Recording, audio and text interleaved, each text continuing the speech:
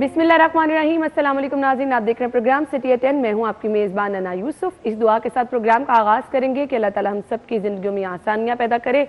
आज traffic comparatively कम थी और मुझे स्कूल्स के बाहर से गुजरते हुए ऐसा लग रहा था कि बहुत सारे बच्चों ने आज से छुट्टी कर ली। वैसे होता था हमारे बचपन में भी, ये कल से छुट्टियाँ हो रही हैं तो टीचर्स कह देती थी आप चाहे कल से ना आए, परसों से तो छुट्टियाँ हो रही हैं।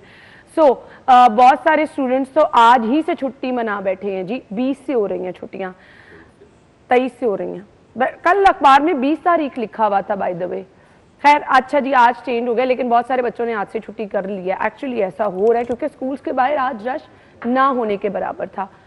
फिलहाल बच्चे तो छुट्टियां एंजॉय करेंगे, हम यहाँ पे बैठ के आपको बाखबर रखेंगे। आ जाते हैं आज की पहली खबर की तरफ। डिटेल्स के लिए हमारे साथ हमारे सीनियर रिपोर्टर मौजूद हैं, आमिर रजा खान साहब और हसन अली। अस्सलाम वालेकुम। वालेकुम अस्सलाम। अच्छा, इससे ऊपर हम लीड स्टोरी पाए 10 डिग्री तक पारा लाहौर का है और सर्दी अभी वैसे मरी जैसी नहीं है। आमिर भाई एक कमेंट कर दे, फिर आते हैं पहली खबर की तरफ। नहीं, सर्दी तो अभी मरी पड़ी है, मतलब अगर इसको इसका कहा जाए अभी तक वो सर्दी आई नहीं है। आप देख लो कि मैं अभी तक हाफ स्लीव से फुल स्लीव पे नहीं गया हूँ, सच्ची बात करनी है। और लेकिन मैंने तो स्वेटशर्ट्स पहनना शुरू कर दी, अब लेके रखी हुई थी, क्या करूँ। हाँ नहीं, वो तो पहननी तो है ना, जाहिर अब जो स्वेटर है, लेकिन ठंड है। नहीं उसको मैं तो कभी डिनाई नहीं करता हूँ। मैं तो आपसे कहता हूँ जब पंखा बंद हो जाए और गीजर ऑन हो जाए तो आपकी ठंड आ गई जी, लाहौर वालों की ठंड आ गई। लेकिन ठंड का वो मैं कल आपसे हसन से जिक्र कर रहा था कि 10 साल पहले मुझे याद है, मैंने 16 दिसंबर को फैसलाबाद जाना था, मेरी बेगम का एक लेक्चर था वहाँ की यूनिवर्सिटी के अंदर। तो मुझे इतनी धुंध थी कि जीटी रोड तक भी बंद थी और इतनी ठंड थी। 16 दिसंबर की बात कर रहा हूँ, आज हो गई 19 दिसंबर। तो इसका मतलब ये हुआ कि सर्दी बतदरीज उस लेवल से नीचे आ रही है। दिसंबर वाले शायर तो अभी शायद अच्छा, नीचे आने से मुराद ये नहीं है, ये लोग गलत समझ जाएंगे इस बात को कि नीचे आने से मुराद ये नहीं है कि सर्दी कम हो रही है। सर्दी का स्पैन बढ़ा है जो हमारे लिए बड़ा खतरनाक है। आपको पिछले रोजे अगर सब लोगों को याद हुई तो तमाम सहरी ठंड में थी, तमाम अफ्तारियां जो थी पंखे के बगैर हो रही थी। पंखे के, इसका मतलब ये था कि सर्दी का स्पैन जो है वो आगे जा रहा है। खबरदार, होशियार, धुंधें शुरू होने लगी हैं। अभी हल्की फुल्की मौसीकी जारी है, हल्की फुल्की मौसीकी जारी है अभी। लेकिन आपको बता दूं कि ये दिसंबर के एंड से धुंध अपनी पूरी आबोताब के साथ और ये चलेगी जाकर आपके फरवरी तक, यानी यकम फरवरी तक चलेगी। अल्लाह ताला खैर का ये अच्छा ये सर्दी जो है मरी वाला सर्दी मौसम तो है कभी नहीं लाहौर में होगा। ये हमारी ख्वाहिश है। एक दफा हुआ था आमिर भाई, याद है जब वो बर्फ के गोले पड़े थे? बिल्कुल है, वाकई एक दफा हुआ भी था। बेडन रोड पे वो मिलता है बर्फ का गोला वाला। आ जाते हैं जी अपनी पहली खबर की तरफ। चीफ सेक्रेटरी पंजाब ने एलडीए को मेगा मंसूबों की अहम प्लानिंग की जिम्मेदारी सौंप दी है। फाइनेंस एंड ट्रेड सेंटर में एलडीए टावर बनेगा। सवाल ये पैदा होता है, इससे पहले एलडीए को टास्क दिया गया था वो ट्राम वाला भी, और पता नहीं वो कहाँ तक पहुंचा है। शायद एलडीए पे ये बोझ ज्यादा डाल देते हैं कामों का, अब ये भी टास्क एलडीए को देती है। हसन अली आपसे स्टार्ट करिए। देखें अना, इसमें सबसे जो अहम चीज़ है वो ये है कि ऐलानात कर दिए जाते हैं और मंसूबे लटक जाते हैं, वो मंसूबे पूरे नहीं किए जाते। ट्राम वाला भी सीएम साहिबा उस पर बड़ी कंसर्न थी। ट्राम वाला था, फिर आपको याद है वो जो जोहर टाउन में एक वो बिजनेस अरीना वाला एक प्रोजेक्ट है जो तैयार है बिल्कुल, लेकिन वो भी स्टार्ट तो नहीं हो सका जिस तरह होना चाहिए था उसको, वो नहीं हो सका। तो बात ये है कि आप मंसूबे वो शुरू करें कि जिससे अवामी फलाह हो और उसके साथ साथ डिस्ट्रिक्ट बनेगा तो हसन फायदा तो होगा। देखें फ़ायदा, मैं ये नहीं कहता कि फ़ायदा नहीं होगा, फ़ायदा ज़रूर होगा, लेकिन इसमें सबसे अहम चीज़ ये है देखने वाली कि क्या ये मंसूबा जो है ये मुकम्मल होगा, क्या हुआ कि नहीं होगा। मैंने असल में वो वज़ीर आला का नाम आ गया ना, मैंने कहा फायदा होगा, मैं उस पर आया कि फायदा होगा। तो आमिर भाई इसी फायदा होगा। आम आदमी को कोई फायदा नहीं होगा। आम आदमी को देखें, आम आदमी को ये फायदा होगा कि अगर वहाँ पे आईटी सिटी बने, बिजनेस डिस्ट्रिक्ट के अंदर आईटी सिटी बने और वहाँ पे जॉब्स क्रिएट हो, तब फायदा होगा, वरना किसी को क्या फायदा होगा। वो भी बन रहा है, उस पर भी सीएम साहिबा काम करी, वो सीबीडी को टास्क उन्होंने दिया, वो टास्क दे दिया जाता है। फिर मैं एक बात करूँगा कि आपके शहर के बहुत से ऐसे प्रोजेक्ट्स हैं जो कि अभी तक लटके हुए हैं, जिसमें मैं वॉल्टन रोड की बात करूँ तो वो आपके सामने है। खैर ये तो एक अलग चीज़ है। टास्क शायद दुखती रखते हाथ रखे तो वहीं करके ऐसे ही मैं भी कुछ दिन पहले वहाँ से गुजरी थी, वाकई हिम्मत है उन लोगों की जो रोड पे सफर करते हैं। और वो बड़ा मेन रोड है ना, देखिए उसको आपने लटका दिया और आज का नहीं कितना अरसा गुजर गया उसको लटके हुए। तो प्रोजेक्ट्स वो शुरू करें कि जिनको आप पूरा भी कर सकें और आगे चल के चला भी सकें। तो बेहतर यही है कि बजाय इसके कि सिर्फ ऐलानात तक रहें और सिर्फ अपनी वाह वाह कराने के लिए ऐसे ऐलानात ना करें, इनको अमली तौर पे ऐसे। जरा मुझे ना इसके खदोखाल समझा दें आमिर भाई, करना क्या चाह रहे हैं? 850 कनाल पर बिजनेस डिस्ट्रिक्ट बनेगा, क्या पैसे मकसद कमाना है चाह इसका? रहे हैं जी, मैं बता दूं। नहीं, थोड़ा सा इनको पॉजिटिव पहला कलमा चौक वाला जैसे पॉजिटिव सीबीडी ने किया था। पॉजिटिव जो है वो नहीं है इसमें। आप पहले अपना पहला जो आपका प्रोजेक्ट है बिजनेस डिस्ट्रिक्ट वाला जो सीबीडी का है, जो कलमा चौक के साथ साथ है, वो आपने मुकम्मल कर लिया? नहीं हुआ, आज तक वो मुकम्मल नहीं हुआ। उसके अंदर इंफ्रास्ट्रक्चर आज तक मुकम्मल नहीं हुआ। प्लॉट्स आपने बेच लिए, नीलाम कर दिए, वो नहीं हुआ। अब नया डिस्ट्रिक्ट बनाने जा रहे हैं। मेरी आप एक बात छोटी सी बताएं, मैं आज से 17-18 साल पहले हमने एक प्लॉट लेना था घर बनाने के लिए, तो उस वक्त तो ये शौकत खानम के साथ इतनी आबादी नहीं थी, अभी तो बहुत आबादी हो गई। तो उस वक्त हमें किसी ने कहा LD एवेन्यू 1 में ले ले। अच्छा, मैंने वो जाकर रिसर्च की, LD एवेन्यू 1 देखा और वहाँ पे लिटिगेशन इतनी ज़बरदस्त थी कि आज तक लोगों को उसके प्लॉटों का पोजीशन नहीं मिला। इसकी स्कीम है आज भी LDA की। आप मुझे बताएं, जो अपनी LDA एवेन्यू 1 में लोगों को पोजीशन नहीं दिला सके, और उसमें बेशतर लोग वो थे, लोगों को कम पता है, जो LDA के मुलाजिम थे और उनको अलाट हुआ था ये जो ऑफिस है LDA का यहाँ पे सेक्रेटेरिएट के साथ, वहाँ के लोगों को वहाँ पे प्लॉट्स अलाट हुए थे। और वो बेचारे एक बेवा को तो मैं भी जानता हूँ जो बेचारी इस आस में मर गई कि वो प्लॉट का पोजीशन मिले और वो उसके अपने बच्चों के लिए घर, वो किराए के घर पे अब तो नहीं रही, वो उसके बच्चे अब रहते हैं, वो भी अभी भी किराए के घर पे रहते हैं। तो मुझे बताएं, LDA ने इसने बिल्कुल सही कहा कि वो आपने पार्क एंड राइड वो बनाना था, जौहर टाउन में बन गया। आपने यही इसी प्रोग्राम में बैठ के मुझे बड़े ख्वाब दिखाए थे कि जो वो ट्विन टावर बन रहे हैं जेल रोड के ऊपर, हाँ जी बिल्कुल, वो जो पेंट्रास टावर मलेशिया की नकल होंगे, जो आपस में जुड़े होंगे, पुल बना होएगा, कहाँ गया वो? मुझे तो आज तक नहीं मिला। उसके बाद ये अब ये सारे का सारा उलझाए रखने का काम है। आप पहले तो सारा जोर लगाए ना, ये वाल्टन रोड और CBD वाला, अभी तक वहाँ पे जो ब्रिज बनना था वो ब्रिज नहीं बन सका, जो नाला कवर होना था नाला कवर नहीं LDA की तरफ आ जाए ना, टास्क तो दे दिया LDA को, अब यहाँ से सुस्त रवि है, क्योंकि अगर LDA को टास्क दिया गया है, LDA काम कर नहीं सकता है। क्यों नहीं कर LDA का वहाँ रहा नहीं है ना, वहाँ LDA में काम करने वाला कोई नहीं है। आमिर भाई अब सच्ची बात बता रहा हूँ इसमें आपको नहीं, LDA बेच लेगा ना, प्लॉट बेच ले। LDA का काम करना क्या है, इसने बनाना कुछ नहीं है उसमें, बिल्डिंग नहीं बनानी, बेच देंगे, इसने प्लॉटिंग करनी है और बेच देना है जो वो चीजें बेच रहे हैं। मुझे बताएं, LDA ने अगर काम किया होता तो रोजाना LDA वो सील की फुटेज भेजता मुझे कि जी फलां बैंक, फलां स्कूल, फलां कॉलेज, फलां फार्मेसी, फलां जनरल स्टोर हम सील कर रहे हैं कि ये नॉन कमर्शियल बिल्डिंग के अंदर कमर्शियल बनी हुई है। सील करने का मतलब ये है कि हम नोट वहा मेरा मूड बने, मैं तेरी सील उतार देना, हाँ अद्धे गवर्नमेंट ਨੂੰ ਦਿਆਂਗਾ, अद्धे मैं लांगा, मैंने तो सील। जब ये बन रहे थे उस वक्त ये LDA कहाँ था? आज चीफ सेक्रेटरी साहब ने विजिट कर लिया हल्लो की में जी, एक नया डिस्ट्रिक्ट बने, और पहला जो डिस्ट्रिक्ट शुरू किया था उसका क्या बना, आपका बहुत बड़ा बिजनेस हब बनने जा रहा है रोडा में। बिल्कुल।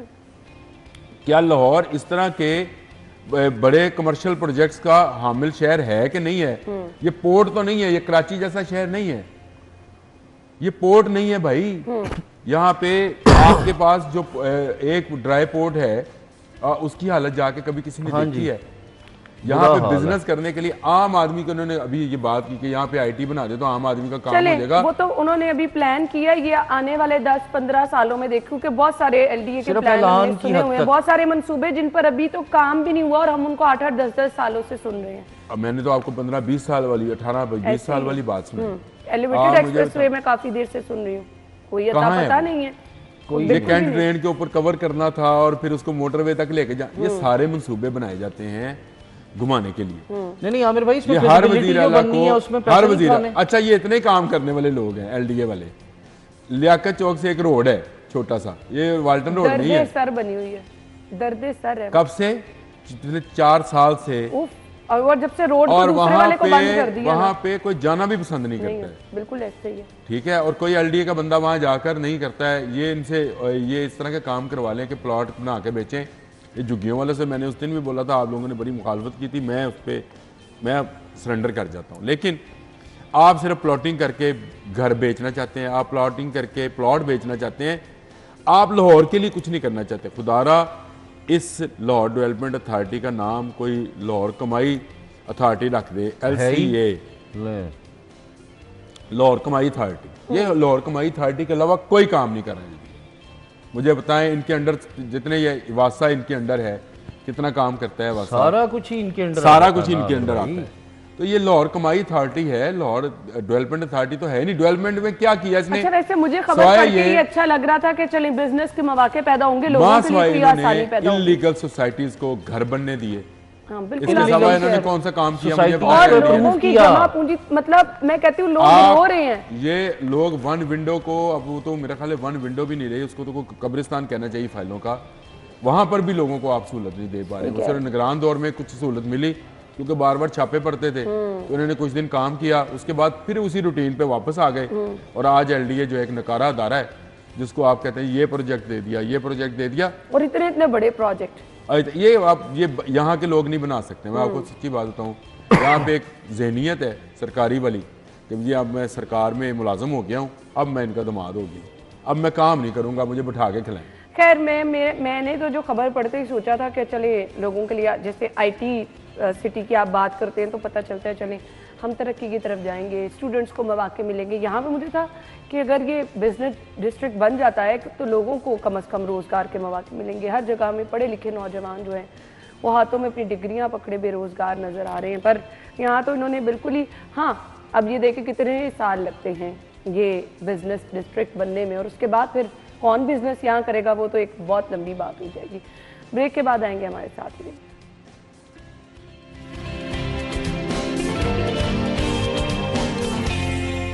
Welcome back. अब खबर ये है कि जो मेरे ख्याल से मैं कहती होती थी बहुत बड़ा चैलेंज है और कुछ चीज़ें नामुमकिनात में मुँह हैं, बट कुछ दिन पहले मैंने इचरा बाज़ार, जो चीज़ है जो उसको तो ज़रूर हम अप्रिशिएट करेंगे, इचरा बाज़ार का मैंने विज़िट किया।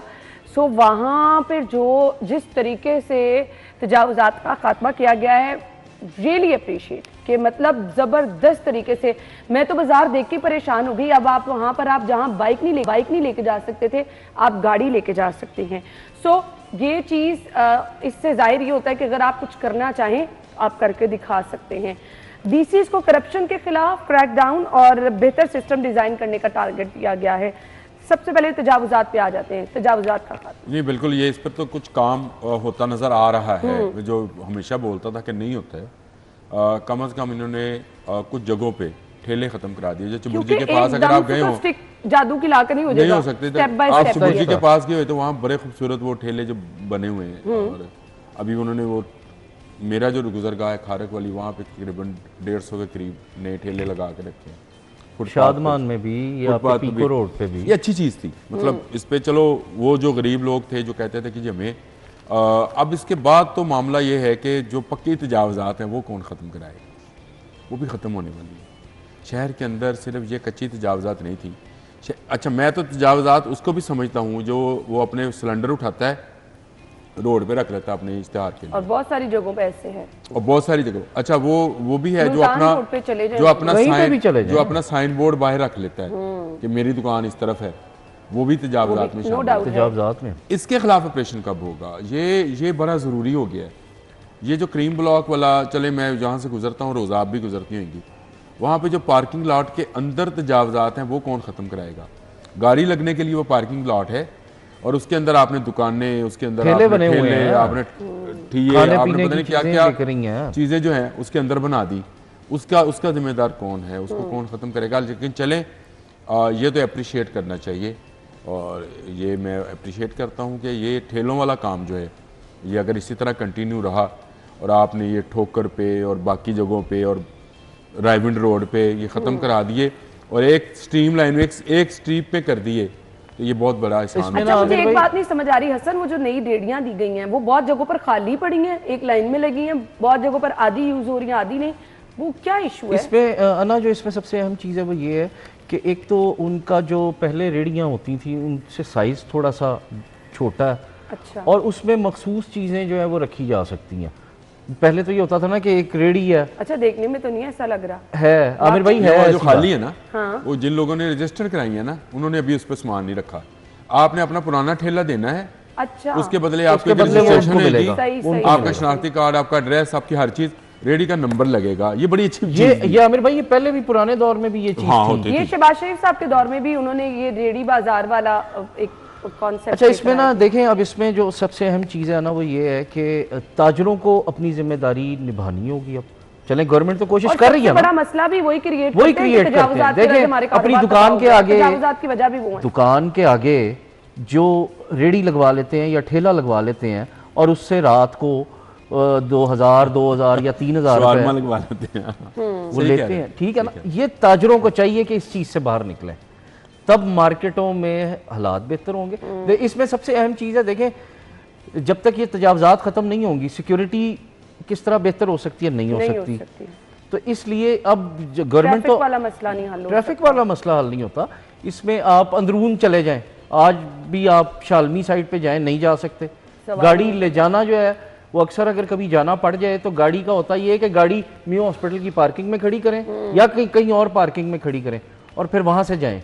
तो ये चीज़ अब ताजरों, देखें, हुकूमत जिम्मेदारी अगर निभा रही है तो अब ताजरों को भी इस पे साथ देना चाहिए और हुकूमत को चाहिए कि वो ताजरों को इस हवाले से आगाह करें।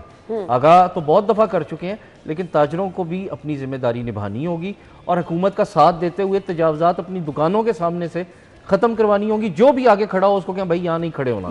भाई सारा शालमी सारा उन्होंने खोद के बेसमेंटें बना ली, सारा वो जो गुजरगाहें थी, जो कॉरिडोर्स बने थे शालम दोनों बाजार दोनों तरफ की बिल्डिंग्स के अंदर, वो कॉरिडोर लोगों के गुजरने के लिए उसको खोद कर लोगों ने बेसमेंट से बना ली।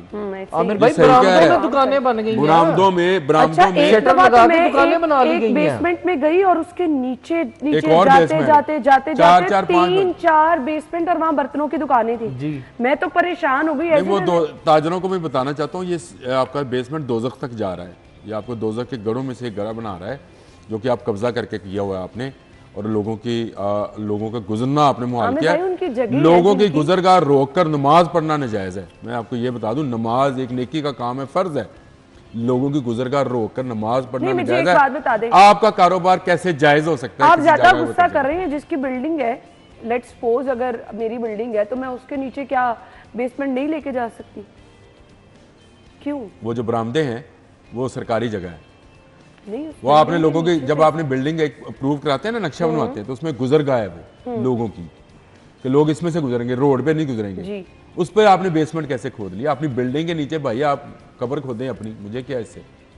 इमरजेंसी एग्जिट्स नहीं है इनकी बिल्डिंग्स में। सिर्फ एक कमेंट कहते मुझे ब्रेक का कहा गया, डीसी करप्शन का खात्मा करेंगे। हसन एक कमेंट चाहिए, फिर आमिर भाई की तरफ चलो। देखिए, ये तो अब इस पे कमेंट यही हो सकता है, सीएम ने टास्क तो बहुत से दिए गए, पहले भी दिए जाते रहे हैं, कौन सी नई बात है। लेकिन फिर वही बात आ जाती है, जब तक अपने ठंडी गाड़ियों से, ठंडे कमरों से नहीं उतरे निकलेंगे, उस वक्त तक ये करप्शन खत्म नहीं होगा। आजकल तो गर्म कमरे हो रहे होंगे, आजकल गर्म कर लें। लेकिन चोरा डाकुओं को लोग की पूछ दे हो, चोरा डाकुओं दा पता, वो मुन्नू भाई की वो नज़म जो है ना, वो सारे लोग पढ़ो यार आज, ते वो एहतसाब दे साहब बहादुर लिखो नैट के उत्ते, एक डिप्टी कमिश्नर नूं अगर तुसी करप्शन ही देना है, माफ़ी है। ब्रेक ले लेते हैं, ब्रेक के बाद आएंगे हमारे साथ। रहिएगा।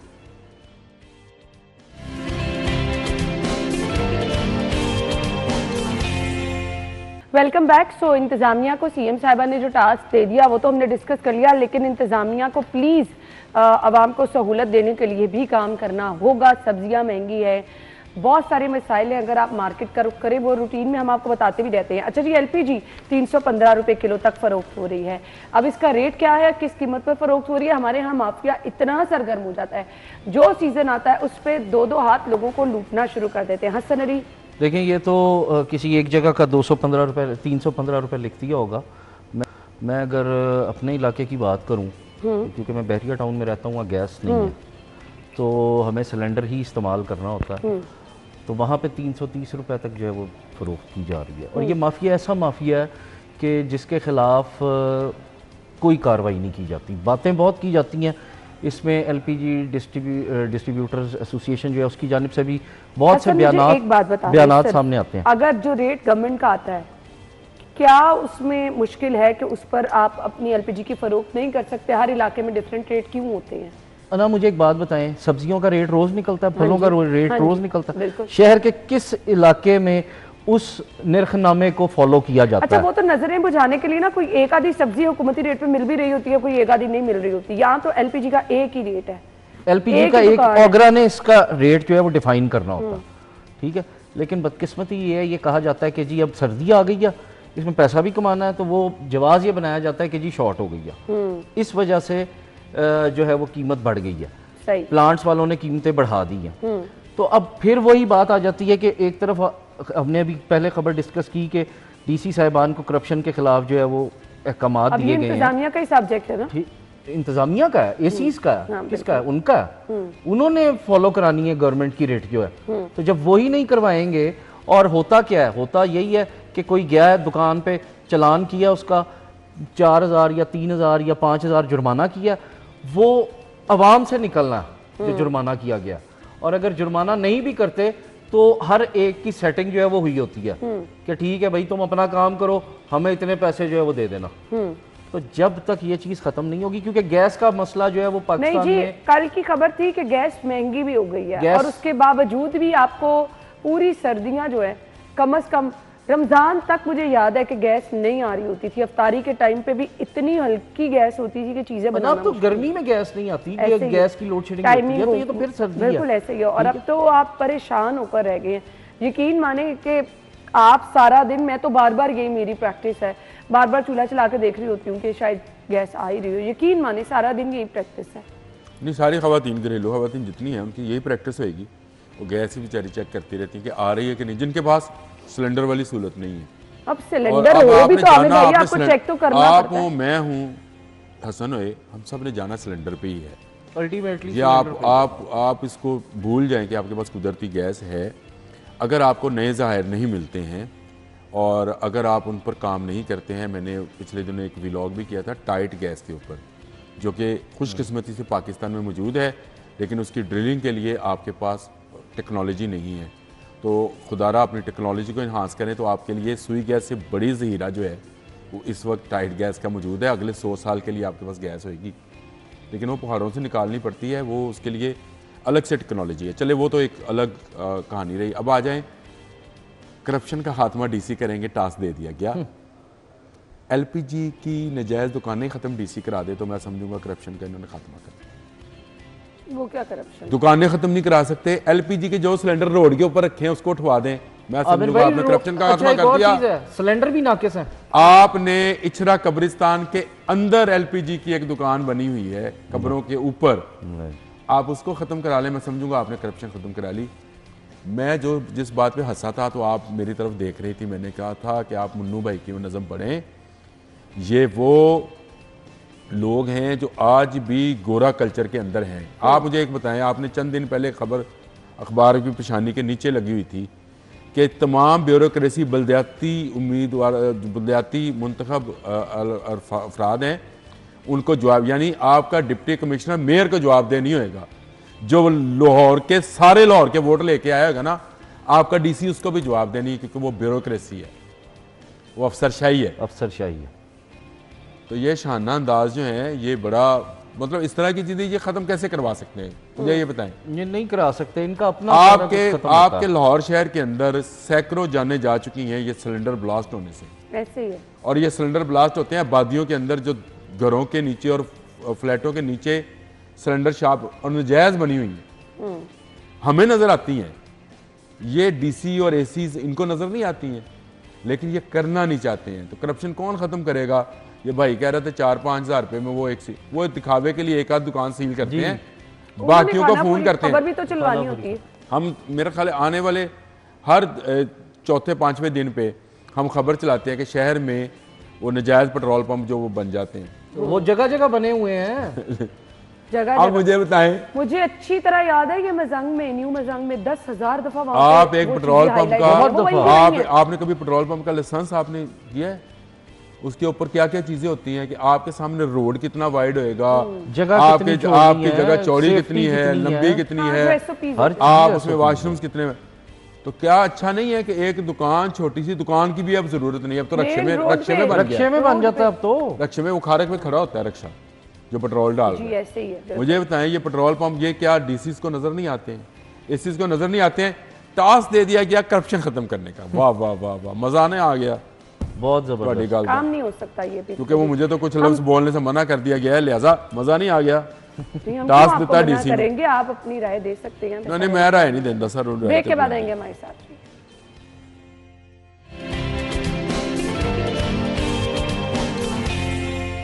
Welcome back. घरेलू कनेक्शन इल्तवा का शिकार है, सिंगल फेज का स्टॉक खत्म हो गया है, क्या करें लोग। 3 फेज अगर लगवा ले तो वो तो लोगों के बजट से बिल्कुल बाहर हो जाता ये है। पहले 3 फेज का खत्म था और ये लेस्को ने खुद नहीं बनाना होता, ये कंपनीज बनाती हैं। तो लेस्को ने टाइमली रखने सर तो मैं होते हैं यही ना तो पास। कहता हूँ, यही तो कहता हूँ कि लेस्को का फिर दायरा दरख्वास्तें ना ले। करें प्राइवेटाइज। अब देखो ना मसले का हल है हमारे पास। उस दिन मैंने आपके साथ बैठकर यहाँ पर शाहिद हैदर के बारे में बात की थी, उसी दिन उसको नोटिस हो गया तेरी बेज़ाब्तगी के ऊपर। मुझे बताएं लेस्को चीफ को नोटिस क्यों हुआ, क्यों उन्होंने कहा कि तुम जिम्मेदार हो इस सारे काम के। भाई आपका हेड जिम्मेदार होता है हमेशा, चाहे जो भी आप बात करें। तो लेस्को में खराबी ऊपर से नीचे तक है। आपने मीटर जो मीटर कहते हैं ना, मीटर खराब हो गए, मीटर जल गए, जलाने वाले भी आप ही हैं, खराब करने वाले भी आप ही हैं और बदलने वाले भी आप ही हैं। आपने ही एक पूरी चेन, एक सर्कल बनाई। शायद हैदर का कसूर नहीं है, लेस्को में ये रवायत है। आपका मीटर हीटर कहता है कि आप बिजली चोरी करो, मैं मीटर खराब डिक्लेयर करके सुट देंगा स्टोरेज, किसी नवा मीटर अप्लाई करना, नवा मीटर लगा देंगे, तो तो रिवायत को एवरेज तो बिल बदला भी जा पाऊंगा, सकता है ना। इसमें एक और बड़ी चीज एवरेज बिल डालांगा, एवरेज बिल डाल के तो तुसी अपना कवर कर लेना। ये है वो बिजली चोरी के तरीके जो इसके लिए बाकायदा क्लासें अब शुरू करने लगे हैं, है ना। लेस्को में हमने खबर पड़ी थी। नहीं क्लासेस नहीं, वो दोबारा से उनको थोड़ा सा वो ना क्या मोटिवेशनल लेक्चर्स देना चाह रहे वो हैं, ये इसी ठीक हवाले से करने देने के होंगे लिए। ना। नहीं तो किस वो तो उल्टा मोटिवेशनल लेक्चर तो वो देंगे नहीं कि आए हम आपको बताते हैं कि बिजली चोरी के और कौन कौन से तरीके इस्तेमाल हो सकते हैं। ये इसलिए नहीं, आप मुझसे शर्त लगा लीजिए, अगर उस क्लास के अंदर सब स्टूडेंट्स जो अपना हैं, एक्सपीरियंस शेयर करें। सब चोर स्टूडेंट्स जो हैं अपने अपने एक्सपीरियंस के लिए बूटी ना चला रहे हो, तू इस तरह फड़ेगा, ऐ काम कर नहीं फड़ेगा। और जो इंस्ट्रक्टर होएगा वो भी उनको बता रहा होगा तुसी बेवकूफ़ी की तुसी फड़ेगे, इधर आओ तो दसने। इस तरह नहीं, इस तरह का खैर ये तो एक अलहदा चीज़ है। हसन पैसे दे के भी बिजली कनेक्शन अगर लोगों को नहीं मिल रहा, देखिए इसमें सबसे बड़ी चीज़ तो ये है कि क्यों नहीं स्टॉक पहले से जो है वो मंगवाया जाता, खरीदा जाता। पहले पिछले दिनों जो है यही चीज़ 3 फेज़ मीटर के साथ थी, अब ये सिंगल फेज़ के साथ है। और इसमें सबसे बड़ा अलमिया ये है कि डिमांड नोटिस जो है वो दे दिया जाता है सारिफ को और ये कहा जाता है ये जमा करवा दें। ये जमा, वो सारिफ ने वो जमा करवा दिया, उसके बाद सारिफ जो है वो इंतज़ार करता है कि पता नहीं जी, फिर कहा जाता है कि जी मीटर जो है वो अवेलेबल नहीं है, जब मीटर होंगे तब लग जाएगा। सही ये चीज़ है। फिर उसमें क्या है कि अगर आप किसी को अप्रोच करते हैं, किसी मीटर रीडर को, किसी लाइन सुपरिटेंडेंट को, किसी और को, वो आपसे कहेगा अच्छा जी डिमांड नोटिस से आपने इतने का जमा करा दिया, आप ऐसे करें 30 या 40 हज़ार या जितने भी, जिसका जितना हो वो मांग लेगा कि जी ठीक है आपका मीटर लग जाता है। 5-6 हज़ार। नहीं आमिर भाई, जो मुझे बताओ, जब अवेलेबल नहीं है, लूट मारनी तो क्या ये है? लूट मार है। मीटर के खरीदारी के पैसे मैंने देने हैं और किराया मीटर भी इंस्टॉलेशन मैं ही के भी दूंगा। देने हैं किराया मीटर भी मैं ही दूंगा। आमिर भाई, तार के भी आपने देने हैं, ठीक है। नहीं, तार तो चलो ठीक है ना, वो मेरे घर तक जो आनी है वो तार तो मेरी तार है, लेकिन मीटर खरीदने के लिए मैंने पैसे जमा कराए। हसन भाई ने बिल्कुल ठीक कहा, खरीदा आपने मीटर हमें दे दिया, अब कहा इसका किराया भी तुम दिया करो। ये वही चीज़ है, ये ऐसा जालमाना निज़ाम कि आपका अपना घर है, आपने घर खरीदा हुआ है, हसन भाई मेरा आपका, और आपसे ये कहे गवर्नमेंट की इसका किराया भी दो, इसका किराया भी दो। बिल्कुल मेरा खरीदा हुआ मीटर मुझसे से किराया, आपके अपना बिल पड़े ना, किराया मीटर चाहे जितना भी लिखा होता है, किराया मीटर क्यों, किस चीज़ का किराया है जी, मुझे ये बताओ। सही बात है। आप उस पर लिख दें, फिर वो मीटर रीडर के बच्चों के स्कूल की फ़ीस के पैसे, उसकी मसला ही हल हो। बीमारी का फैसला लिख देना ट्रांसपोर्ट का कि जी उसने सबको पता हो भाई हमने ये पैसे देने शायद इधर के बाहर के टूर के पैसे वो लिख दे, उसके सारे ऊपर फिर लिख दे। किराया लिख दो तो भी लिख दो ना। खैर अगली खबर की तरफ आ जाए। गैर मंजूरशुदा अस्पतालों में पोस्ट ग्रेजुएशन इंडक्शन शुरू, पीजी ट्रेनिंग करने वालों की रजिस्ट्रेशन ना हो सकेगी। गैर मंजूरशुदा प्रोग्राम्स और ट्रेनिंग करने वाले डॉक्टर्स का मुस्तकबिल तारीख है। मुझे लगता है यहाँ पे हसन अली देखिए ना, इसमें जो ये खबर है इसको अगर देखा जाए तो ये मेरा ख्याल है कि सबसे पहले तो जो बहुत से इस टाइम पे डॉक्टर्स बच्चे ऐसे हैं कि जो डॉक्टर्स बन रहे हैं, उनको आगे क्या उम्मीद ही नहीं नजर आ रही बेचारे। क्या मोटिवेशन होती है? आपको एक रोशन चीज नजर आ रही हो ना जिसके लिए आप भाग दौड़ करते हैं कि अच्छा आपका मुस्तकबिल आगे बड़ा सेफ है। इस तरह की खबरें होंगी तो क्या बेचारे वो नहीं क्या करेंगे? इतने लाखों रुपए लगा के जो डॉक्टर बच्चा बन रहा है और उसको अगर आगे जॉब नहीं मिलेगी तो क्या होगा? फिर वही चीज़ है, फिर हम वही बात करते हैं कि जी फिर ब्यूरोक्रेट जो है वो ठीक है, मौजें ही उनकी मौजें हैं। और जो बेचारा पढ़ लिख के और पता नहीं उसके माँ बाप कहाँ से फीस जो है वो अरेंज करके देते हैं उसकी लाखों रुपए, तो फिर इसका क्या हाल है? आमिर भाई वो ऐसे भी पता नहीं ये जज्बाती हो गया। 1 मिनट है।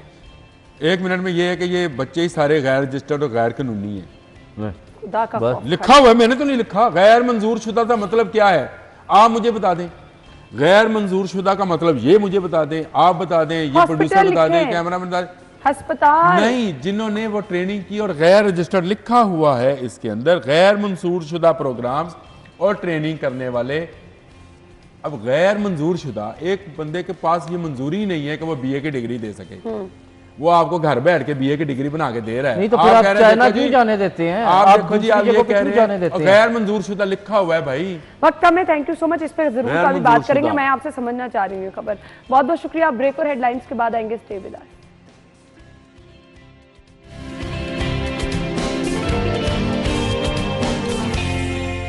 Welcome back once again. Programme के हिस्से में हम कुछ बात करेंगे थाना कल्चर की तब्दीली के हवाले से। कुछ निगरान सेटअप में जो कुछ नहीं बल्कि बहुत ज़्यादा तब्दीली थानों की सूरत हाल में लेकर आएगी। आज भी आप जब बाइक से गुजरते हैं तो वो लगता ही नहीं है कि ये पुलिस स्टेशन है।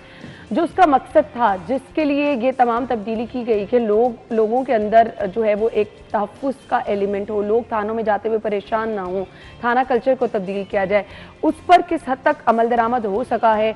और फिर ख़ास तौर पर हम आज कुछ बात करेंगे ख़वातीन के तहफ़्फ़ुज़ के हवाले से। आज हमारी सोसाइटी में हम ये तो कह रहे हैं कि जिद्दत आ गई है, थाने तब्दील हो गए हैं और बहुत सारी जो है वो लोगों आपको पैनिक बटन की सिचुएशन में एक नई चीज़ नज़र आई। बावजूद इसके क्यों कॉलेज गोइंग जो लड़कियां हैं वो परेशान भी नज़र आती हैं और एकदम से वो जो रिस्पांस चाहिए होता है उसमें कुछ डिले है, उसकी वजूहात क्या हैं? और फिर लोग परेशान होते हैं कि अच्छा अपना मसला लेके पुलिस स्टेशन जाएं तो बदनामी ना हो जाए।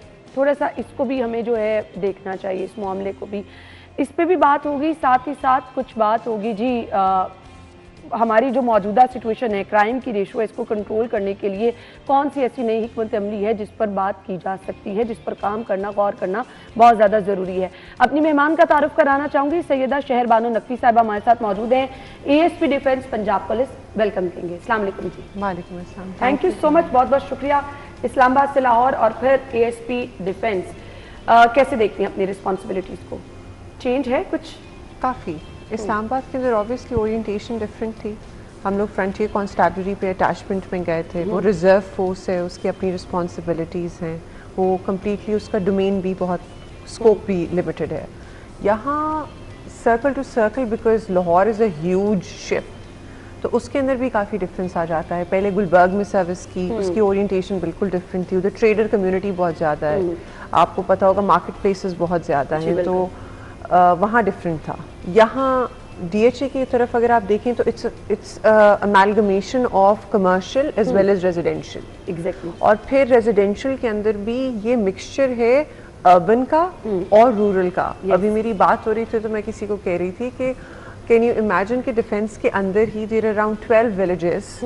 हमें वो डिफेंस लगता है कि बस फसाड जो है वो अर्बन है सारा। सारा, तो इस तरह डिफरेंस आया है, लेकिन it's very interesting, it's a learning experience. सही। अच्छा, कंपैरेटिवली अगर हम देखें ना तो शुमाली लाहौर और पोश इलाकों में थोड़ा सा क्राइम की रेशो में डिफरेंस होता है। सो आपको लगता है कि कुछ बेहतर सूरत हाल है, वो वाली सिचुएशन नहीं है कि जिस तरह हम जगह जगह चोरी डकैती के वारदात है, कुछ डिफेंस में बेहतर सूरत हाल है? अल्लाह का लाख लाख शुक्र है। द थिंग इज दैट इस तरह के एरियाज के अंदर अगर क्राइम स्टार्ट होता है तो इट इज़ गैंग लेड।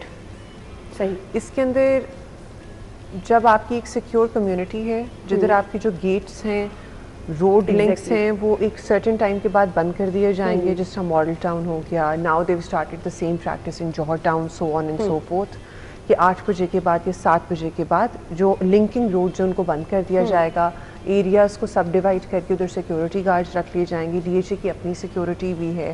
वो सारी चीज़ ना ऑगमेंट कर देती है आपके सारे जो आप प्रिवेंटिव एक्शन लेते हैं टुवर्ड्स कर्टेलिंग क्राइम उसको। सही। सो यानी इस मामले में एग्जैक्टली सिचुएशन। चलिए जी, अच्छा जी, थानों की सूरत हाल निगरान सेटअप में चेंज की गई, चेंज क्या बल्कि बिल्कुल ही बदल दी गई। हमने अपने बचपन से नहीं देखे थे ऐसे थाने, बहुत ही ज़बरदस्त। मैं कभी शादमान के बाहर से गुजरती क्योंकि काफ़ी अर्सा हमारा ऑफिस वहाँ पर रहा, तो वो जो उसके साथ वाला थाना उसकी तो मतलब शक्ल ही चेंज हो चुकी है। तो आपको लगता है कि इसका फ़ायदा हुआ, इसकी तब्दीली से कुछ तब्दीली आई? काफ़ी तब्दीली आई, कुछ नहीं। बिकॉज हम लोग अभी भी ऑफिसेज अगर बैठते हैं तो बात यही होती है कि we use to talk about the fact कि थाने अगर साफ हो जाएं तो कितना अच्छा हो जाए, और टू थिंक कि सारे पंजाब के थाने 700 प्लस पुलिस स्टेशन जो हैं उनके फ्रंट एंड जो हैं वो कम्प्लीटली रिवैम्प हो जाएं और उसी आइडियोलॉजी को लेके करंट सेटअप अडॉप्ट करे और बैक एंड्स को भी ठीक करने की बात करें। अभी जिस पर्टिकुलर पुलिस स्टेशन की हम बात करेंगे उसके अंदर during the caretaker government both the ends were revamped, not just the front end बल्कि बैक एंड को भी रिवैम्प किया गया।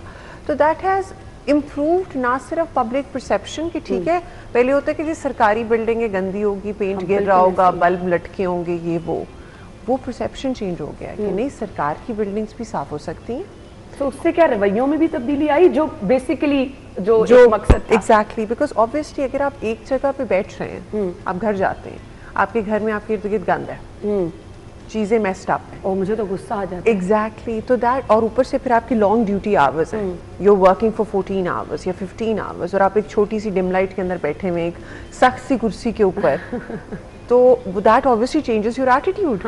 फिर उनके अंदर हमें जो नज़र आता है वो ये कि हमारे upper subordinates they are more lively. हमारी जो कंस्टेबलरी उन्होंने ये देखा, अच्छा ये पॉसिबल है, तो अगर अच्छी चीज़ आ सकती है तो हम उस अच्छी चीज़ का ख्याल रख सकते हैं। हमारा जो सबसे बड़ा कंसर्न था रवैये के बाद कि चेंज आएगा या नहीं आएगा, वो ये था कि क्या ये सस्टेन कर सकेगा नहीं कर सकेगा। हमने थाना साफ कर दिया, महीने बाद साफ रहेगा या नहीं रहेगा, तो that has changed as well, अभी भी साफ है। तो दैट्स रियली ग्रेट। थाना कल्चर की तब्दीली हो सकी या नहीं हुई? ट्रेमेंडसली हुई। Obviously there is a room of improvement, because आप ह्यूमंस को कंट्रोल नहीं कर सकते। हर इंसान अपने अंदर एक पूरी कायनात है, तो उसके अंदर गुस्सा भी है, उसके अंदर वायलेंस भी है, उसके अंदर अफेक्शन भी है, उसके अंदर रिस्पेक्ट का एलिमेंट भी है। तो सुपरवाइजरी एलिमेंट का ओवरआर्चिंग पोजीशन होना तो रहेगा, उसके अंदर आपके आउटलायर्स भी रहेंगे, डिविएंट्स भी रहेंगे, लेकिन अगर हम कहें कि जहां हम पहले खड़े थे क्या हम उधर खड़े हैं, नहीं, हम बेहतर थे, मतलब we are in a better position. आपको क्या लगता है, क्या ड्यूटी आवर्स बहुत ज़्यादा है? क्योंकि अभी भी हम कुछ ऐसे देखते हैं, बहुत सारे थानों में ऐसे एहलकार मुहर्रर हैं, गुस्से से बात की, क्या उनके ऊपर काम का प्रेशर है? क्या ड्यूटी आवर्स बहुत ज़्यादा हैं जो उनके मेंटली ये सिचुएशन हर टाइम ऐसे रहते हैं गुस्से में, वो जो लोग जाते हैं उनसे अच्छे तरीके से बात नहीं कर पाते, क्या इश्यूज हैं ये? बेसिकली देखिए, जो आपकी पुलिस स्टेशन के अंदर पोजीशन होती है ना, उसके ऊपर फिर वेरिएंस आ जाती है। If you're a constable who has to do his shift, जो 8 घंटे की शिफ्ट है, और उसके बाद उसने अपनी शिफ्ट पूरी करके हाजिरी लगवा के, बेशक लॉ एंड ऑर्डर की ड्यूटी हो या नाके पे खड़ा होना हो, उसने चले जाना है, तो उसका रवैया जो है वो इतना इरिटेटेड नहीं होगा, ठीक हो, क्योंकि उसने 8 घंटे की नौकरी करनी है। अगर आप एक ऐसी पोजीशन के अंदर हो जिधर आपके ऊपर लॉकअप की रिस्पॉन्सिबिलिटी भी है, जो क्रिमिनल्स लॉकअप में बंद हैं उनकी भी रिस्पॉन्सिबिलिटी है, थाने के अंदर नफरी वक्त पे पहुंची है या नहीं पहुंची, एंड गिवन लाहौर के अंदर लॉ एंड ऑर्डर सिचुएशन बनते हुए या सिक्योरिटी ड्यूटी लगते हुए पता नहीं चलता, तो ऊपर से कॉल्स आ रही हैं कि तुम्हारी नफरी क्यों नहीं पहुंची थाने की, तुमने 10 कांस्टेबल देने थे, तुमने 15 देने थे, पहुंचाओ, ये करो वो करो।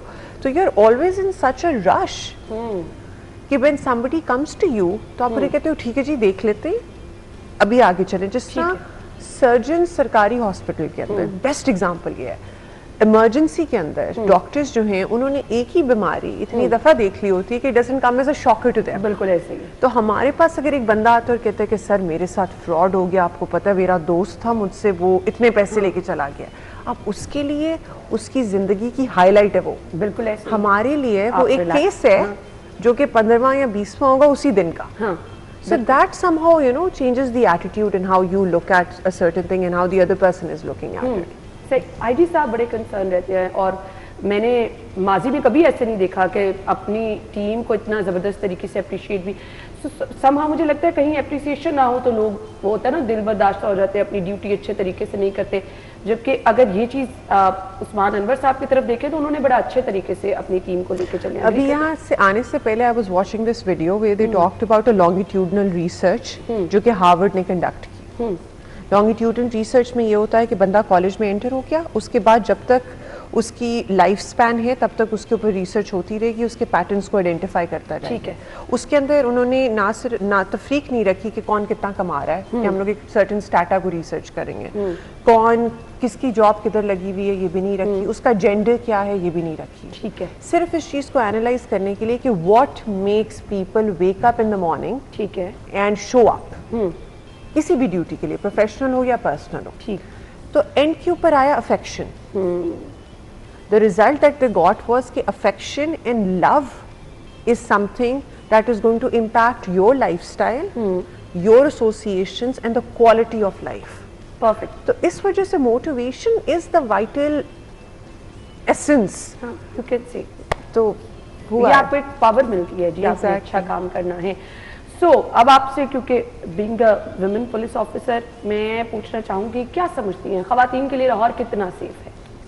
ख़वातीन के लिए Lahore as compare to other urban centres is safe.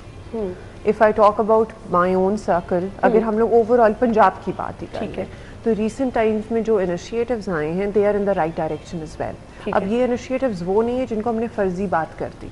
हमने विमेन पुलिस एप्लीकेशन जो है जब वो लॉन्च हुई तो it has so far been downloaded by more than 4,12,000 women. उसके बाद जब विमेन पुलिस स्टेशन, जो वर्चुअल विमेन पुलिस स्टेशन हुआ, क्योंकि ऑब्वियसली हर खातून थाने नहीं जा सकती ना, तो you have to take that into consideration. तो सेफ सिटी के अंदर आपने ESHOs बिठा दी। उसके अंदर ESHOs के बैठने से ये हुआ कि अगर कोई साउथ पंजाब के किसी डिस्ट्रिक्ट के अंदर भी कोई इशू है तो खातून ने 15 पे कॉल की, उसने कहा आपने वर्चुअल विमेन पुलिस स्टेशन से बात करनी है, आपने वो बटन दबाया, वर्चुअल विमेन पुलिस स्टेशन की तरफ डायरेक्ट हुआ, खातून ने आपकी बात सुनी, बाकी कोऑर्डिनेशन उस ESHO ने मुतलका SHO से खुद करनी है। ठीक है। और आपका मैटर रिजॉल्व। चलिए, बड़ी अच्छी चीज़ है। अगर जिन खवातीन को नहीं पता उनके लिए हम ये सोशल मीडिया पर जरूर शेयर करेंगे। अच्छा, ना सिर्फ ये हुआ, पिछले दिनों हम लोग लम्स में गए हुए थे, वहाँ डिस्कशन हुई थी जेंडर बेस्ड वायलेंस से रिलेटेड कि इसको कम कैसे किया जाए। तो उधर उनकी प्रोफेसर थी, शी वाज कि बहुत ज़्यादा खवातीन होती हैं जो लिटरेट नहीं होती, उनको व्हाट्सएप के मैसेजेस पढ़ने नहीं आते। हमने नोटिस किया यूट्यूब के ऊपर माइक का बटन दबाती हैं और अपनी मर्जी का ड्रामा देख लेती हैं। तो आप लोगों को ऐसी कोई चीज़ बनानी चाहिए जिसकी वजह से वो व्हाट्सएप के ऊपर आप लोगों से इस तरह रब्ता कर सकेंगे, वो लिटरेट नहीं है। तो फिर हमने उन्हें बताया कि हमारा व्हाट्सएप का नंबर है, we have a WhatsApp number which I think is 0307178787 और समथिंग इस तरह है। तो दैट अलाउज यू कि आप अपने माइक के ऊपर बात करें, जी मेरे साथ ये मसला हो गया, मुझे बताएं कि इसका हल क्या है, मैं इस इलाके के अंदर हूँ। तो ये तो मेरे ख्याल से फिर हर लड़की को अपने फोन में इस नंबर को सेफ रखना चाहिए। अब व्हाट्सएप हर एक के फोन में, हर एक के पास है, तो वो अब डायरेक्टली कोऑर्डिनेट कर सकती है वर्चुअल विमेन पुलिस स्टेशन से 15 पे कॉल किए बगैर भी। बिल्कुल। तो रिस्पांस टाइम भी बहुत अच्छा है। रिस्पांस टाइम भी अच्छा, फौरन आपको AI जनरेटेड जवाब आ जाता है कि मैं इधर फंसी हूँ, मुझे क्या करना चाहिए, फौरन AI जनरेटेड जवाब आ जाएगा। सो द थिंग इज कि we are moving in the right direction. कल परसों हमारे पास एक बाप आया, उन्होंने कहा कि जी मेरी बेटी पे मुझे पूरा भरोसा है, मेरी बेटी पे मुझे पूरा भरोसा है। ये चिट उसके ऊपर किसी ने फेंकी थी, मुझे लगता है मेरा फर्ज है कि मैं ये चिट पुलिस स्टेशन में ला के दिखाऊं ताकि इसके ऊपर एक्शन हो। हमने उस बच्चे को फोन किया, हमने कहा अगर आप नहीं आओगे पुलिस स्टेशन तो हम लोग आपने बच्ची को आपने हरास किया, we'll register an FIR considering you're a student, we don't want to ruin your career. तो आप आओ और उसके वालिद साहब से अपोलोजाइज करो कि आपने उनकी बेटी को हरास किया। So parents have started standing up for the kids as well, and you know they've started showing. उनकी अल्फाज थे कि मैं अपनी बेटी पे पूरा भरोसा करता हूँ. मैंने ऐसा एसोसिएशन बनाया है कि उसने मुझे आके चिट खुद पकड़ाई है. So you know things are moving in the right direction. जबरदस्त. तो मैं तो ये बड़ी चीजें जो आपने 2-3 बताई हैं मैं बड़ा इम्प्रेस हुई हूँ. ये बहुत जबरदस्त है और ये सब लड़कियों को, सब खवातीन को जो जॉब कर रही हैं, यूनिवर्सिटी लड़कियां जाती हैं, कॉलेजेस जाती हैं, अपने पास ये व्हाट्सएप नंबर रखें, लाजमी तौर पर रखें. अगर कोई ऐसी सूरत हाल हो तो फौरी तौर पर आपकी हेल्प के लिए पुलिस पहुंच सके. अच्छा जी, एक बड़ा रेयर सा मैंने सोशल मीडिया पर देखा, मैंने कहा मैं आपसे ज़रूर डिस्कस करूंगी, कॉफ़ी शॉप, और वो भी पुलिस स्टेशन में. कैसे आइडिया आया और इसका क्या मकसद था? Basically joint venture, we were looking for a joint venture. हमने अपने फ्रंट एंड्स ठीक कर दिए. मॉल टाउन पुलिस स्टेशन जिसमें ये लाई गई उसका बैक एंड भी ठीक हो गया. So we wanted a joint venture where people would be encouraged to enter the police station. हम लोग जितना भी बता दें हमने अपने थाने ठीक करनी है, ठीक है, जब तक हम उन्हें लेके नहीं जाएंगे तो उन्हें पता नहीं चलेगा. बिल्कुल. और कंसिडरिंग कि थाना कल्चर इतना इनग्रेन हो चुका है हमारे जहन में, तो हम लोगों को एक होता है कि नहीं हो ही नहीं सकते ठीक. तो इस वजह से हम लोगों ने जॉइंट वेंचर किया, थर्ड कल्चर से रिप्लेस किया थाना कल्चर को. And this coffee shop is present over there. उसके साथ एक बहुत मजे की पिज़्ज़ेरिया भी है. They offer really good pizzas, so one should visit. सही. तो आपको लगा कि आप वो जो एक असल आपका मकसद था उसमें कामयाब हुए? लोग आते हैं वहाँ देख के, लोग आते हैरान हैं, लोग आते हैं, बैठते हैं, they visit the police station, proper अंदर जाते हैं. और हमारा उससे फायदा बताऊं क्या हुआ है, हमारी कांस्टेबल्स जो उधर ड्यूटी पे होते हैं ना, उनका रवैया चेंज हो. ग्रेट. तो दैट हैज हेल्प्ड. बड़ी अच्छी चीज़ है. फिर आप उस मकसद में यानी कामयाब भी हुए हैं. कुछ आपकी पर्सनल लाइफ के बारे में जानना चाहूँगी. टफ ड्यूटी है पुलिस की, और शादी के बाद आप कोई भी जॉब कर रही हैं तो ऑब्वियसली थोड़ा सा मैनेज करना, जो अम्मा अब्बा के घर सुकून होता है, आप ऑफिस से गए, जाके रेस्ट किया, चाय भी मिल गई, खाना भी मिल गया, सो थोड़ी सी रिस्पॉन्सिबिलिटीज तो चेंज होती हैं. हुई? मेरी लाइफ उसमें चेंज नहीं हुई. I have been very lucky, touch wood, Allah का लाख लाख शुक्र है. तो life hasn't change so much. हाँ, ये होता है कि एडिशनल रिस्पॉन्सिबिलिटी इस चीज़ की हो जाती है कि now somebody new has entered your life, और उनको वो जो टाइम डिजर्व करते हैं वो देना ज़रूरी हो जाता है. तो आपकी ड्यूटी का तो कोई टाइम नहीं है, कैसे मैनेज करती हैं? तो वो मैं भारे को कहती हूँ जब मुझसे ये सवाल होता है कि दो बहुत मसरूफ लोगों की शादी हो गई है. तो I am glad that he is as busy as I M.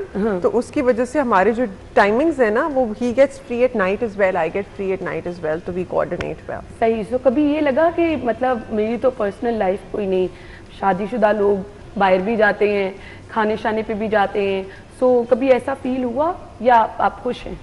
अल्लाह का शुक्र, अल्लाह का करम है. अच्छी चीज़ है. चलेंगे तो बहुत ज़बरदस्त है. मैं आपका सोशल मीडिया, इंस्टाग्राम अक्सर देखती रहती हूँ.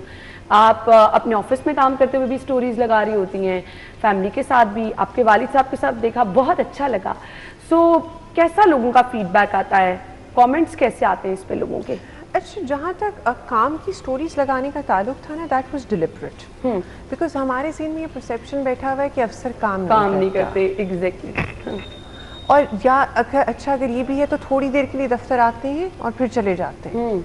वो स्टोरीज इस वजह से लगाई जाती हैं कि लोग, मतलब एटलीस्ट एक सेंसिटाइजेशन हो कि जो आप सोच रहे हो वो सच नहीं है.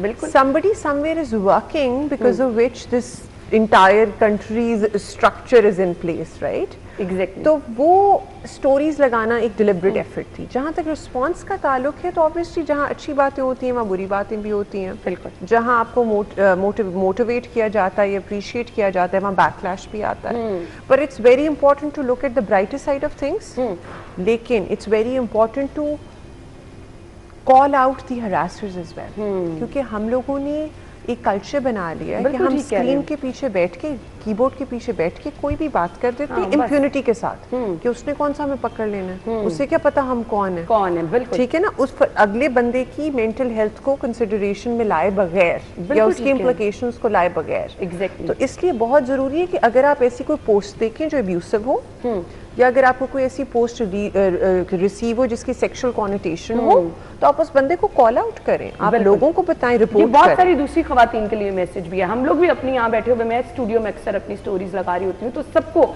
इस पर एक्शन लेना चाहिए. फैमिली के साथ पिक्चर्स लगाती हैं तो कैसा फीडबैक आता है? My father is my best friend.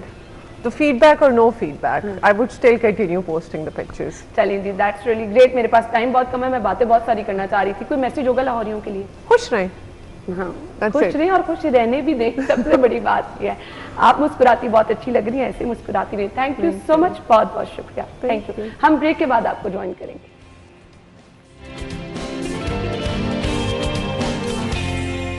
Welcome back once again. Programme के इस हिस्से में जी हम बात करने वाले हैं विरासती हकूक। विरासत बेसिकली है क्या? बहुत सारे लोगों को इसके बारे में पता ही नहीं है, बहुत सारी जगहों पर इसका गलत इस्तेमाल हो रहा है।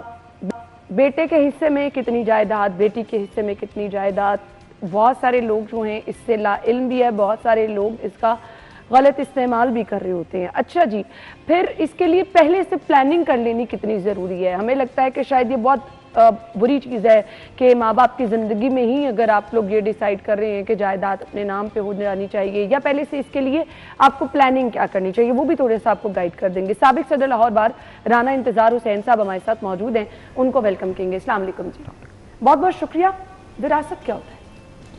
देखें, विरासत हर रोज़ हम चीज़ें सुनते हैं जी, उसका सक्सेशन करवा लें या कुछ और, जब किसी की डेथ हो जाती है। विरासत शुरू होती है जब मैयत, जो मैं आपको इसका एक एंगल दिखाता हूँ। जब कोई ज़िंदगी में कहता है ना मुझे मेरा हिस्सा दे दें, तो किसी का कोई हिस्सा नहीं होता। अच्छा, कि वो कोई भी हिस्सा मांगता है, किसी का कोई हिस्सा नहीं है। ये तो अक्सर हम देखते हैं, फलां घर में लड़ाई हो रही है, जो मालिक है किसी चीज़ का, वो सारी की सारी जायदाद भी किसी को दे सकता है। ठीक है, ज़रूरी नहीं कि वो अपने वारसों में से दे, किसी और को भी दे सकता है, गिफ्ट कर सकता है सारी जायदाद। अच्छा, ठीक है, उसके कोई रीज़न, कोई उससे पूछने वाला नहीं, ये मेरी चीज़ है, मैं मालिक हूँ, मैं जिसको मर्जी दूँ। ठीक है, ठीक है। इसलिए ये कॉन्सेप्ट गलत है कि ज़िंदगी में जब कहते हैं कि मुझे मेरा हिस्सा दे दें, कोई हिस्सा किसी का नहीं होता। इस्लाम भी इस चीज़ की इजाज़त नहीं देता। ठीक है। वरासत शुरू होती है जब कोई इंसान मरता है। मैंने वर्ड यूज़ किया मैयत का, मैयत की वरासत होती है। जब मर के मैयत की शक्ल में हो गया, जिस दिन मैयत है उस दिन आपने देखना है कि उसके कौन से सर्वाइविंग लीगल एयर्स हैं, उसके वारिस कौन कौन। ठीक, उनमें बाहिस्सा जो हमारे मज़हब ने, हमारा कानून भी मज़हब के मुताबिक है, तो उस हिस्से के मुताबिक उनमें सारी जायदाद तकसीम हो जाती है। ठीक है, कि जो इस बेटे का हिस्सा है, बेटी का हिस्सा है, बीवी का हिस्सा है, उसमें आपकी इमीडिएट फैमिली होती है ना, ये नहीं कि ताया का बेटा वारिस भी है। नहीं, ताया का बेटा तो नहीं होता। वरासत होती है, देखिए जब कोई मरता है तो उसके बच्चे वारिस हैं, उसकी बीवी वारिस है, उसके भाई भी वारिस नहीं है, ठीक है, बहन भी वारिस नहीं है, ठीक है, और माँ बाप वारिस हैं। इन केस अगर किसी की औलाद नहीं है, औलाद नहीं है, तो फिर वो जो हिस्सा है, वो जो फिर इनमें तकसीम होने के बाद फिर भाइयों में और इस तरह से वो जो है वो फर्दर जो है उसकी तकसीम जो है वो शुरू हो जाती है। मगर जो एक हमने, क्योंकि आज जनरल रूल है वो यही है। ठीक हो गया, ठीक है, जनरल रूल आप यही कह लेंगे जो आपका बे फॉर्म है, या आप जो जैसे नादरा से निकलवाती हैं, जो आपका जो आईडी कार्ड नहीं, ये जो फॉर्म होता है बर्थ सर्टिफिकेट नहीं, बे फॉर्म जो जिसे हम बोलते हैं, या जो अब इस वक्त ज़हन में नहीं आ रहा, वो फॉर्म के मुताबिक जो आपके वारिस हैं वही हैं। उनके अलावा जो आपकी फैमिली ट्री में लोग, जो फैमिली ट्री में आते हैं वही लोग हैं। ठीक है, अब आपका विरासती हक होता क्या है? लड़कियों का, बेटों का, बेटियों का, उस पर रोशनी डाल दीजिएगा। देखें, जो बेवा होती है, अगर हस्बैंड की डेथ हो जाती है तो वह 1/8 की वारिस होती है, और लड़के का हिस्सा डबल होता है, लड़की का हाफ होता है। यानी कि अगर एक बेटा और बेटी है तो 3 हिस्से बनेंगे, 2 बेटे को मिलेंगे और 1 बेटी को मिलेगा। ये होता है इसमें। ठीक, तो विरासत की तकसीम जो है यूजुअली मसाइल बड़े देखने में आते हैं। हम देखते हैं कि अदालतों में लोग चक्कर, किस टाइप के मसाइल होते हैं, और फिर इस तरह के जो इश्यूज होते हैं हम देखते हैं समटाइम बहुत प्रोलॉन्ग हो जाते हैं। उसकी वजूहात क्या होती है? देखिए, जो हमारे लीगल हेयर्स और विरासत के इशू ये लंबे नहीं होते। ठीक है, ठीक है, उसमें होता ही है कि हमारे अब आहिस्ता आहिस्ता हमारी सोसाइटी में मटेरियलिज्म बहुत ज़्यादा हो गया और प्रॉपर्टी की प्राइजेस बहुत ज़्यादा हो गई हैं, जिसकी वजह से ये बहुत सारे इश्यूज जो हैं वो क्रिएट होते हैं। तो इनको कर्टेल करने के लिए ज़रूरी है कि एक तो देखें, जो भी एक तो तकसीम है, देखें मौत बर हक है, तो कोशिश करनी चाहिए कि सारी बिल्कुल जायदाद, मैं भी इस हक में नहीं कि कोई जिंदा होते हुए सारी जायदाद तकसीम कर दे, को फिर माँ बाप बेचारे रुल जाते हैं, फिर उनको कोई नहीं पूछता। अभी हमने कई देखे हैं, वो बेचारे अरबों के मालिक थे और बाद में वो बच्चे उनको कुछ भी नहीं देते। तो उसमें से जो आप मुनासिब हिस्सा समझते हैं वो बेशक उन अपनी ज़िंदगी में उनको जो है उनके नाम कर दें या जिस तरह भी है, आजकल तो वैसे भी पता नहीं चलता बेटे ने पहले मरना है कि बाप ने पहले मरना है। सही बात है, आजकल तो हालात जो जिस तरफ आहिस्ता आहिस्ता जा रहे हैं, तो उन सब चीज़ों को लिख पढ़ करके क्लियर करके ज़िंदगी में ही कर लेना चाहिए। या डेथ के बाद होता ही है कि वो कहता है जी मुझे वो ऑरल गिफ्ट कर गए थे। ये बड़ा इशू है कि आपने अगर अपनी जिंदगी में कर दिया है तो वालिद साहब के जाने के बाद दूसरे भाई जिन्होंने हिस्सा ले भी लिया होता है वो दोबारा आ जाते हैं कि मगर मैं वही कह रहा हूँ ना, देखिए जिन्होंने हिस्सा ले लिया होता है ना, वो फैमिली सेटलमेंट्स या कोई भी चीज़ें होती हैं, हमारे नबी पाक का भी फरमान है कि उनको आप ज़ब्ते तहरीर में ले आए, तो उनको एक पेपर पे लिख लेना चाहिए, साइन कर लेने चाहिए कि इन्होंने, उस वक्त हम जो है आपस में नहीं लिखते, मगर जो चीज़ भी हो उसको ज़ाब्ता तहरीर में लेके आए, ठीक है, ताकि पता हो कि इसको मैं इस वक्त ये दे रहा हूँ, आइंदा जो हिस्सा है उसमें इसका कोई हिस्सा नहीं होगा, उसके भी साइन लिए जाएं ताकि बाद में वो फिर जो एग्जॉर्बिटेंट शेयर है उसको वो क्लेम ना करे कि मेरा ये शेयर बनता है, या लड़की किसी को मिल गया या लड़के को मिल गया, उसके मुताबिक जो है चीज़ें, ताकि वो अपने हर चीज़ को अगर ब्लैक एंड वाइट में ले आएंगे तो फिर उसके बाद मसाइल जो है बहुत कम हो जाते हैं। सही। राना साहब, ये क्या पेरेंट्स की चॉइस हो सकती है कि आप एक बेटे को ज़्यादा हिस्सा दे रहे हैं, एक को कम दे रहे हैं? यूजुअली ये होता है ना कि बेटा जिनके साथ रह रहा है, पेरेंट्स के साथ रह रहा है, माँ बाप की कोशिश ये होती है कि चले इसने हमें सारी ज़िंदगी संभाला, इसको दूसरे भाई इस पे एतराज़ कर लेते हैं। सो इस पे कानून क्या कहता है? देखिए, आप बात कर रही हैं गिफ्ट की। जी जी। वरासत और गिफ्ट में फ़र्क है। ठीक है।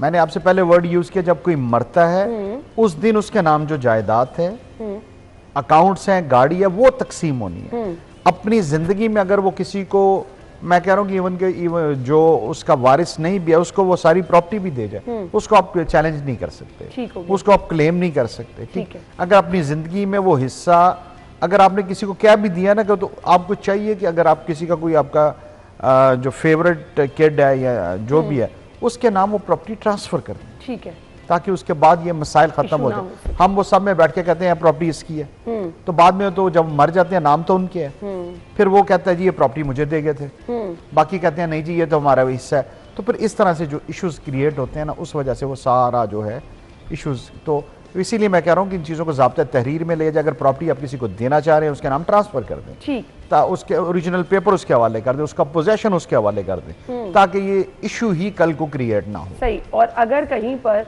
ऐसे होता है ना कि 2 शादियां की हुई हैं, तो दूसरे बच्चे भी क्या उतने ही हकदार हैं उस जायदाद के? देखिए, अगर किसी की 3 शादियां हैं, 4 शादियां, 5 शादियां, तो सारी बेवगान है, ठीक है। हर बेटा उसी तरह ही है, उसमें तो पहली दूसरी का तो कोई चक्कर नहीं, ठीक है, ठीक है। वारिस तो वही है ना जी, अगर एक में से 3 है, एक में से 2 है। कहीं पे ये होता है ना, औलाद कहती है कि हमने अपने बाप के साथ ये सारा बिजनेस एस्टेब्लिश किया था, दूसरे क्यों इसमें हकदार आ गए? वो बात की बात है, हमने तो बताना है जो कानून क्या कहता है। कानून यही कहता है कि जिस दिन आपकी डेथ होती है उस दिन जो आपके सर्वाइविंग जिंदा, सर्वाइविंग का वर्ड मैं यूज कर रहा हूं, जो उसके आपके जिंदा लीगल हेयर्स हैं उनमें ये तकसीम होनी है। वो चाहे एक बीवी से हैं, चाहे 2 बीवियों से। अगर लेट्स सपोज, हम जरूरी नहीं कि मेल की डेथ होनी है, फीमेल की डेथ भी, फीमेल के नाम जो चीजें हैं वो अगर उसके बच्चे पहले हस्बैंड से हैं, ठीक है, तो उनमें भी ये तकसीम होनी, ठीक है। हाँ, अगर आपने किसी को डाइवोर्स दे दी हुई है, उसके जो बच्चे हैं उनमें भी ये तकसीम होनी, ठीक है, क्योंकि बच्चे तो आपके ही है ना, ठीक।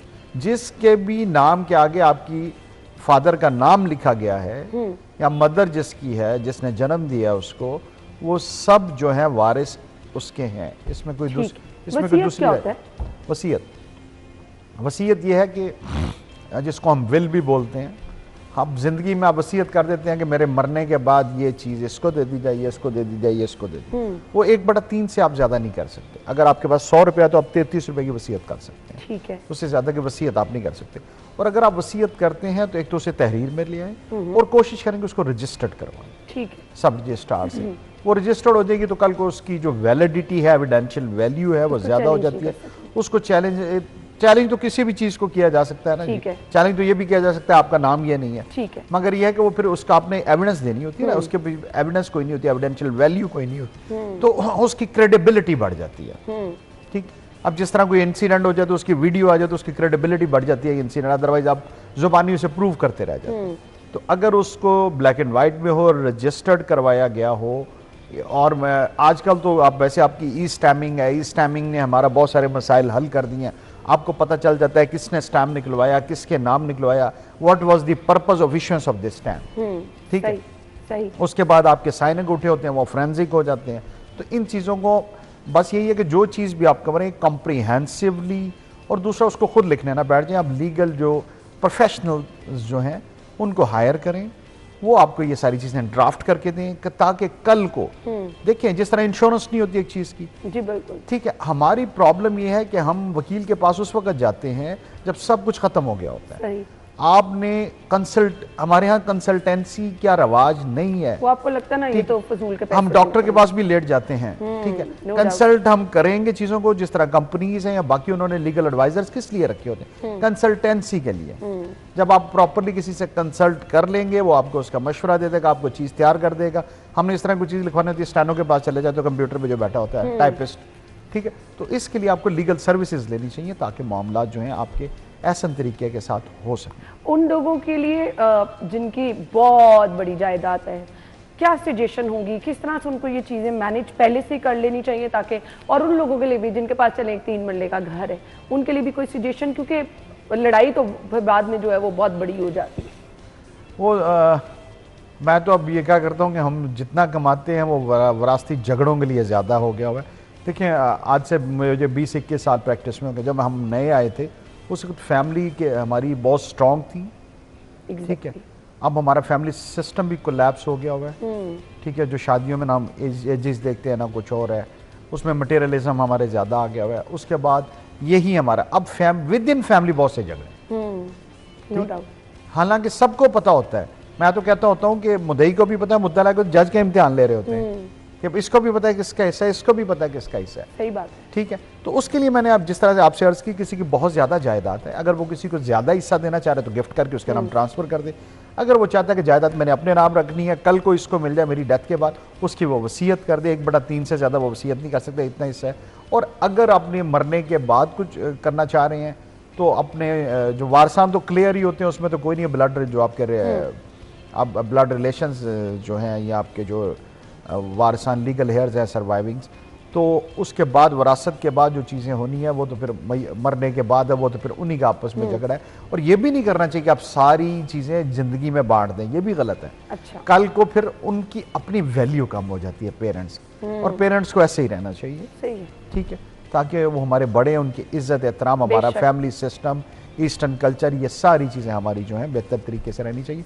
और इसके लिए सबसे इंपॉर्टेंट चीज़ ये है, हमारा कोर्ट्स का रोल भी है अगर कोई ऐसा होता है। मगर इस चीज़ में जो एक अप्रिशिएट करना चाहिए, नादरा का रोल बहुत इंपॉर्टेंट है। और नादरा का हमारा सिस्टम पहले जो हमारा शनाख्ती कार्ड का रोल होता था, क्योंकि नादरा से वो सारा रिकॉर्ड निकल आता है कि इसके वारसान कौन है, कोई जाली तरीके से काम नहीं कर सकता, जिसकी वजह से बहुत सारी चीज़ें जो हैं ऑनलाइन करने से इसको मजीद हमें कॉम्प्रिहेंसिव करना चाहिए। पाकिस्तान का जो पासपोर्ट और नादरा का सिस्टम है बहुत कॉम्प्रिहेंसिव, वर्ल्ड वाइड क्रेडिबल है, तो इस वजह से बहुत सारी चीज़ों में आसानी हो गई है, ठीक है। तो आसानी होने की वजह से वो फिर इसमें फॉर्जरी और बाकी मामला जो हैं वो कम हो जाते हैं। सही हो गया। अच्छा, मुझे ये बता दें, बेटियों की शादी की आपने बहुत सारा जहेज भी दे दिया, गाड़ी भी दे दी, प्लॉट भी दे दिया, बावजूद इसके विरासत में उसका हक होता है? मैंने आपको अर्ज किया, बिल्कुल उसका हक है। जिस दिन किसी की डेथ होनी है, वो तो जिंदगी में चीजें देंगे ना, जिंदगी में आप जिसको जो मर्जी दे दें, आपका राइट है, ठीक है। और जिस दिन किसी की डेथ होनी है, उस दिन जो उसके नाम है उससे पहले जो मर्जी हो गया, ठीक है, ठीक है, उसकी तकसीम। हाँ, अगर आप चाहते हैं कि ये सामान जहेज उसमें से डिडक्ट होना है तो फिर आप एक तहरीर लिख लें, ठीक हो गया, कि हमने बेटी को इतना इसमें 2 करोड़ दे दिया, 3 करोड़ दे दिया, कल को जब मेरी डेथ होगी, वरासत होगी, तो उसमें से ये पैसे काट लिए जाएंगे। यहाँ लेट सपोज आपने बेटी को 2 करोड़ दिया, बाकी बच्चों को भी जो आप देना चाह रहे हैं वो जिंदगी में दे दें, ताकि एट पार चीजें हो जाएं। ठीक हो गया। मैसेज क्या होगा देखने वालों के लिए? मैसेज यही है कि हम इस चीज पे यकीन नहीं रखते कि हमने मरना है।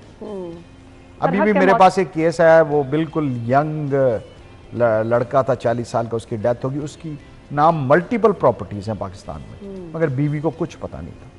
तो आपको हर चीज़ को एक तहरीर में लिखना चाहिए घर पे कि आपके नाम ये प्रॉपर्टीज़ हैं, आपने इस बंदे को इतने पैसे दिए हुए हैं, इतने लिए हुए हैं, एक पूरा हिसाब हो, और उसकी जो चीज़ें हैं वो सबको आपकी बीवी को पता हो या किसी एक बंदे को पता हो, माँ को पता हो, या ताकि इस तरह के मसाइल से बचा जा सके। और वरासत का रहा तो उस बारे में भी आपको चीज़ों को क्लियर करके चलें, ठीक है, अपनी ज़िंदगी के अंदर ही हर चीज़ की तैयारी रखें ताकि बाद के मसाइल पैदा ना हो सके। हाँ, आपके बच्चों के लिए मसाइल पैदा ना हो सके, वो बाद में आपके जाने के बाद बच्चे बेसुकूनी की ज़िंदगी ना गुजार सके, इसके लिए बहुत ज़्यादा ज़रूरी है। थैंक यू सो मच, आपके वक्त का बहुत बहुत शुक्रिया। ब्रेक के बाद ज्वाइन करेंगे, स्टे विद अस।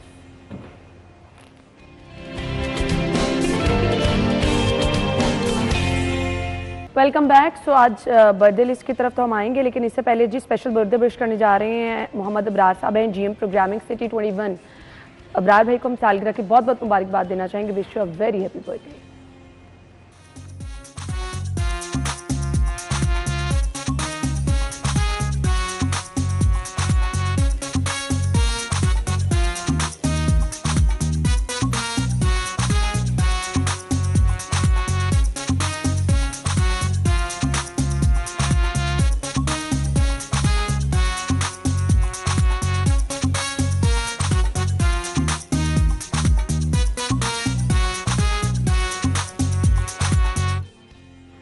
अब चलेंगे जी हम आज के भाव की तरफ। रेट लिस्ट है उसफा के पास, उनकी तरफ चलेंगे। Over to you.